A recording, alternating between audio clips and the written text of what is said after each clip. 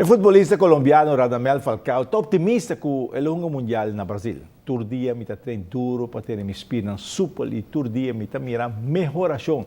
Me espera que o turco siga bom assim na me porta tem mundial para que a bisa melhorar de comunicação. Awe.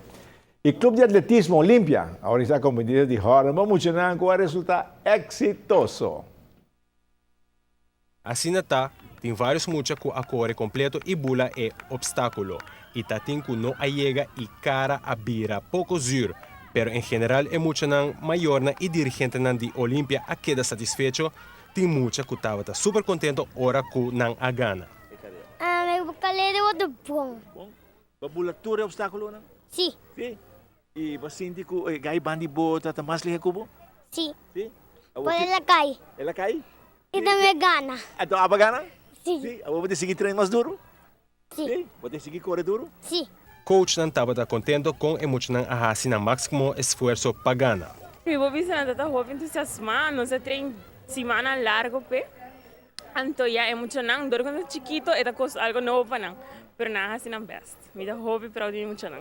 Ora para treinar, para pôr obstáculo para andar? Correcto, sim. Minha treino hasta chiquito de 3, não sei como se o obstáculo não é alto, me vou visar, mas me quero challenge não para não haver nada surpresa.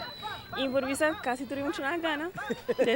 Ah, eu estava sentindo bisa que o turco gana, não? O turco gana, você sentir ele tem competência? Sim, sim. E por algo tem outro time não des tem track tem camo, então eu visa que já tem treino tá não não, pero outro tem diferente outro grupo que me por wak e sei tem muito não.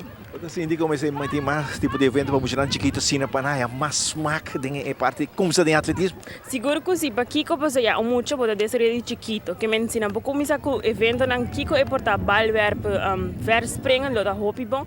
Ja, me pode descer é muito de chiquito para hora tá grande e tá full clacaba. Para não competir, tu gosto grande, não? Correcto, panang e seguro medalha não tá cana com na neck para dia largo para escola que me é algo great para. Na hora que já o que você nos ángeles começa com 4.